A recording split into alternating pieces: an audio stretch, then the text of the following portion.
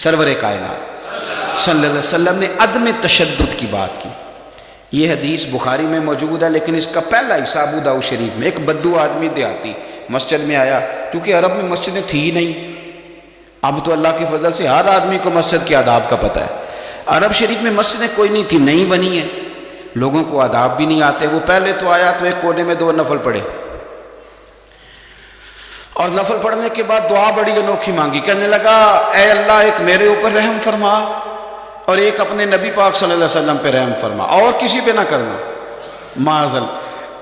حضور مسکرائے، حضور فرمانے لگے رب کی اتنی وسیع رحمت تھی اور تو نے محدود کر دیا اسے، بس 2 پہ رحم فرما اور نہ کسی پہ فرما۔ اگرچہ شارحین کہتے ہیں یہ بھی اس کا پیار تھا کہ یا اللہ میرے اور نبی پاک کے بیچ کسی اور کو شامل نہ کرنا، یہ بھی پیار تھا، لیکن حضور نے فرمایا اللہ کی رحمت وسیع ہے، اسے محدود نہ کر۔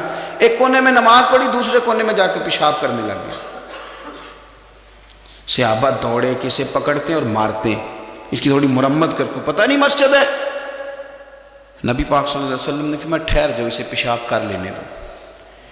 آپ کو بتاؤں اس حدیث پر بڑی بڑی یونیورسٹیوں میں ریسرچ ہوئی۔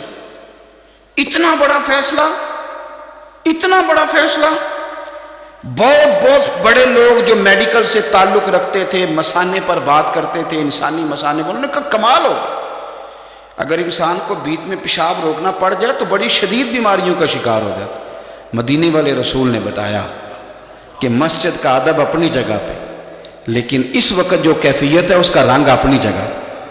فرمایا اسے نہ پیشاب کر لینے دو، اسے مکمل کرو۔ اس نے پیشاب کر لیا، حضور نے فرمایا جہاں اس نے پیشاب کیا وہاں پانی بہاؤ، دھو ڈالو مسجد کو، اور اس بندے کو قریب بلایا۔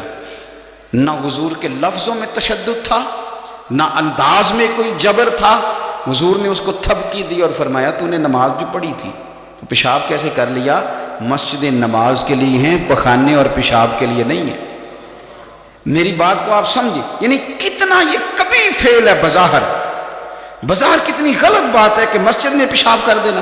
کوئی کسی کا بچہ بھی کر دے تو شاید ہم گرے بان پکڑ لیں کہ بچے کو تو کون لے آیا ہے، لیکن ایک جیگتے جاتے سمجھدار آدمی نے پیشاب کیا، یہاں تو ہو سکتا ہے کمیٹی کا صدر جو ہے وہ بند کر دے مسجد میں آنا کہ تو نے نہیں آج کے بعد آنا، تجھے پتہ کو نہیں مسجد آنے جانے۔ بھائی جو ٹھنڈا اور میٹھا دین میرے رسول پاک نے عطا فرمایا، اس کی قدر کرو، اس کو سمجھو، اس کی خوبصورتی پر غور کرو۔